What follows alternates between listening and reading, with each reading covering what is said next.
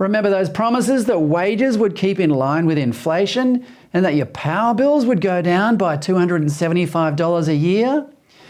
If you believed them at the time, then perhaps Chalmers' conciliatory promise to flick you a refund on childcare and pay for 6 months parental leave will help soothe your disappointment.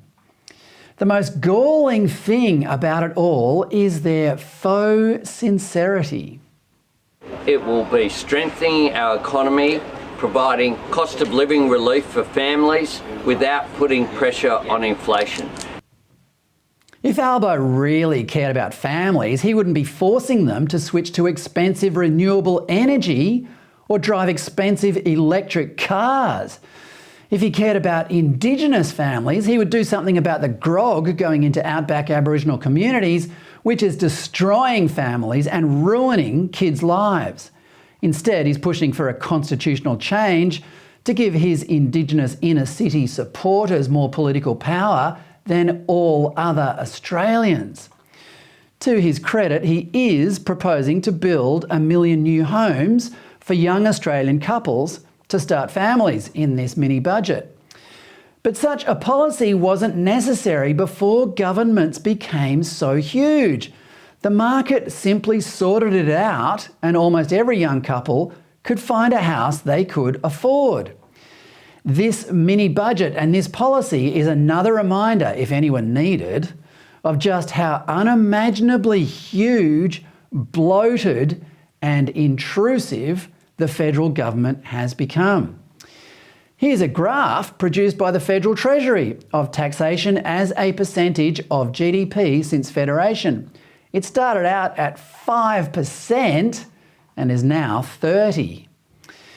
There is an apocryphal story that our first Prime Minister, Edmund Barton, could carry the entire federal government's affairs around in a single briefcase.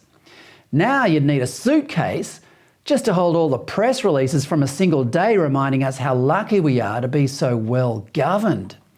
Are we though?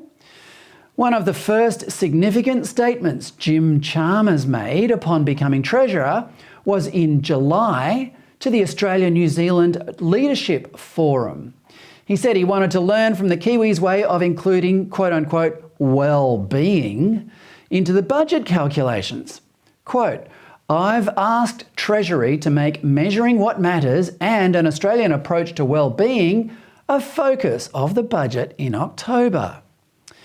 Well, I can't think of a better way to increase the well-being of Australians than to get the government and the bureaucracy out of our lives. We're overtaxed and overgoverned. None of us actually asked Chalmers to manage our well-being, but now that he's offered, he could start by admitting that our government has grown into a mostly self-perpetuating bureaucratic blob that needs to be dramatically reduced so we can just get on with our lives.